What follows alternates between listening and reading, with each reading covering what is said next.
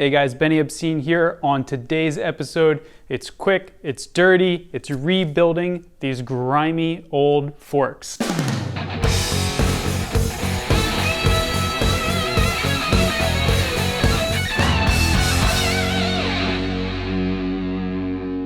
right, let's go ahead and get our fork on the bench here. And first things first, this does get a little bit messy, so make sure you've got your cup to contain the oil or whatever comes out, as well as a fresh roll of paper towels. I'll get some of these bolts out. It's also helpful to have like a little caddy that you can put nuts and bolts and washers and stuff into.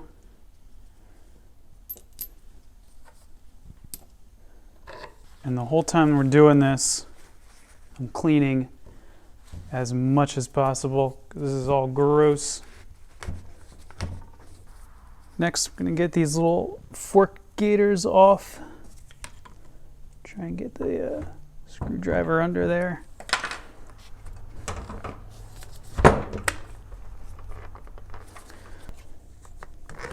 There we go. All right.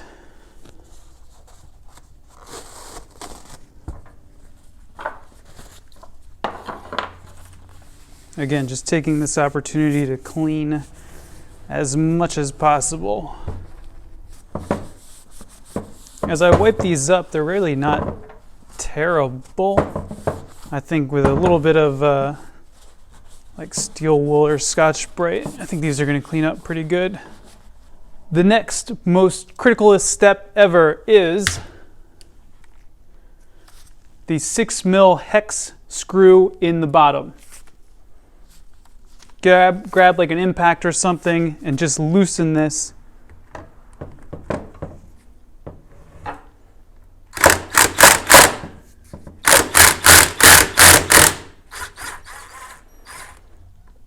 Okay. And now you can see that that is loose but not totally out. That's going to come in handy later. Next, switch to 10mm, loosen this guy at the bottom, get our cup ready,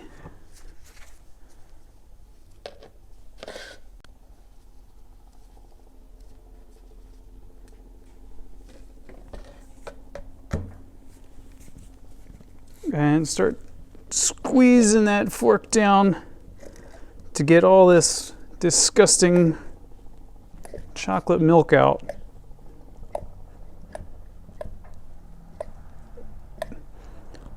At least this one has a decent quantity.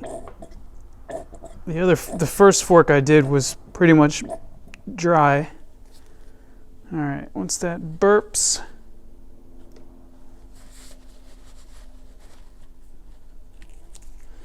we can go ahead and pull that out. Put this somewhere safe because no matter what, you're definitely going to tip this over, and that's gross. As you can see, absolutely disgusting whatever material is left in there. Next, grab your 23 socket or whatever is close. I've actually got a 24 on there. Keep that over top your rag.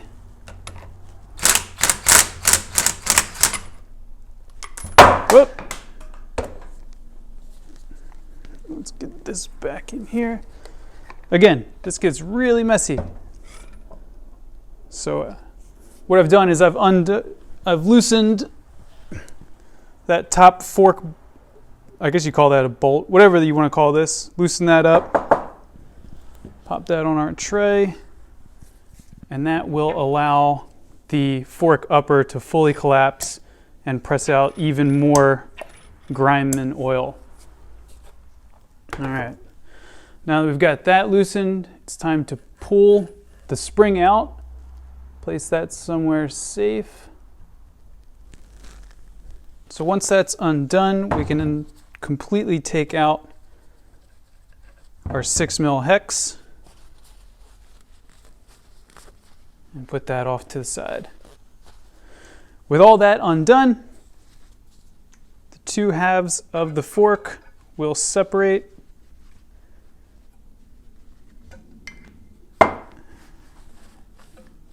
and continue to make a big mess. And we're just about ready to remove our fork seal.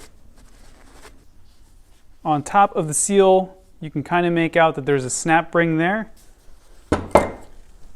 So whenever I'm dicking around with snap rings, safety glasses every time, because the odds are this is going to fling out and hit me right in the face. We'll grab our snap ring pliers, carefully compress. Ooh, see what I mean? Carefully compress.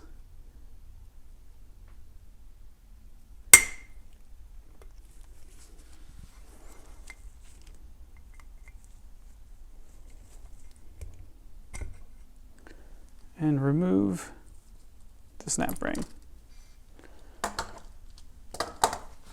So now we can kind of see what we're working with here for our fork oil seal. I've got no doubt that this is the original one, as these were leaky all over the place.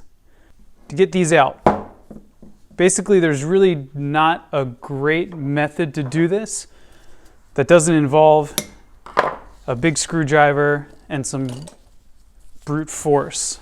The trick is going to be to not scratch the mating surface on the inside of that fork. If you do that, then that's where a little bit of oil is going to be seeping by, and that's obviously what we don't want.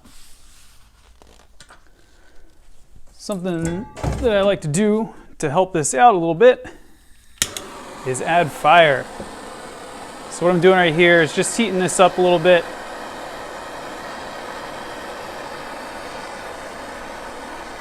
I feel like that just kind of helps loosen things. I'll give it a little bit there. Try not to catch the seal on fire. Now when you're ready, go ahead. We'll put that over there just a little bit to protect it. Get in there and apply some leverage. Pop! That was actually super easy. So again, the heat is your friend here. It really just makes things easier. And now we've got our seal out. And we can clean off inside here. Reassembly. Take our nice little bottom half of the fork here. Got our fresh oil seal.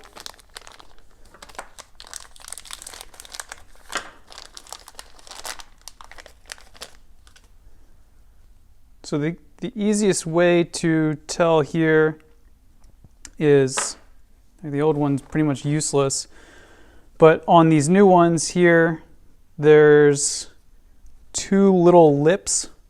There's like two little lips on the inside there. Hopefully that picks up on camera.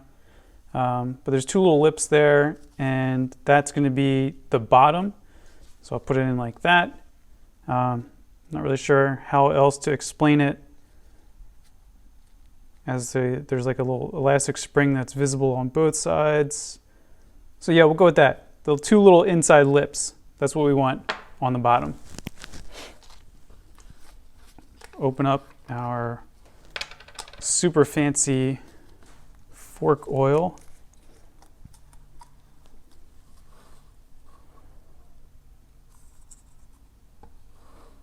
We'll lube up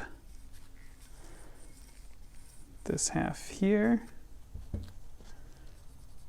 Get some on there.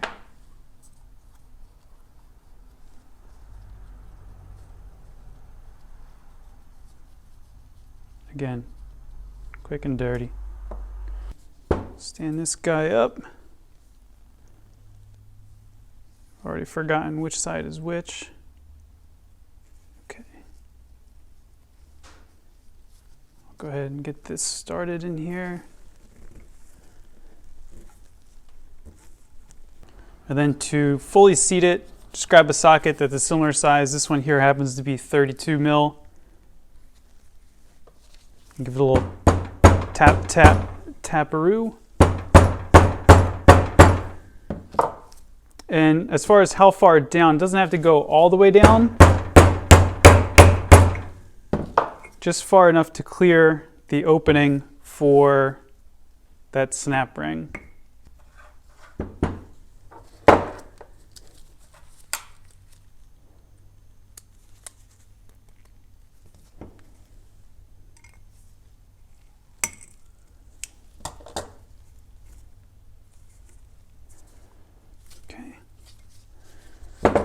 There we go. Now that we've got our seal in place, we can go ahead and reinsert the bottom half of our shock here. All right, so now for the reassembly here, I'm going to go ahead and toss the spring back in temporarily. And what that does is it pushes the bottom part down in here so that we can get our screw threaded.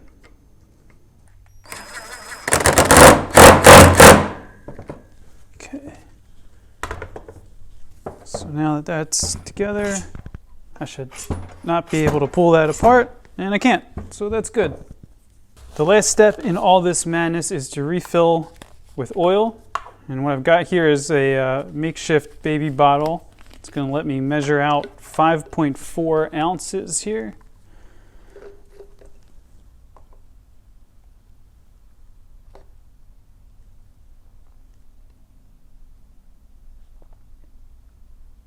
Now, there's a lot of debate on what kind of fluid, how much to use, etc., back and forth. Whether it's ATF or fork oil, whatever. I've got 1030 here, which I think is going to work well for my needs, and I'm going to go with the factory manual's recommended amount of 5.4 ounces, which again is also just kind of eyeballed here. But now that I've got my baby bottle put together, that should make it nice and easy to get the fluid in. And I'm actually going to take this off the bench here to get this poured in so that I don't make a big mess. Okay, and we're back. So what I've just done probably off camera here is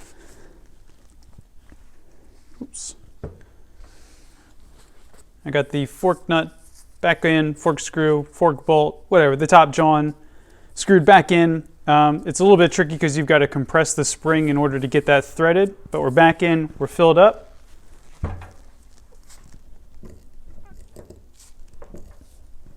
That sounds a lot better, feels a lot better, and hopefully rides a lot better. All right, so again, that one was just quick, easy, dirty. We got one of these forks all put back together. Once I do have a couple extra minutes, I'm going to go ahead and take some Scotch-Brite steel wool or whatever I can to these lower halves, try and get them cleaned up, as well as these upper halves, which are obviously nice and corroded from, I don't know, years of sitting or whatever. But the important part, the seals, the fork oil, that part's set, ready to go. And then these can go back on the bike. We can start putting that front end together. Thank you so much for watching. There's plenty more to come. Trust me, there's a million more steps on this bike. So they'll be coming soon. And we'll see you then. Like, share, subscribe, and thank you for watching.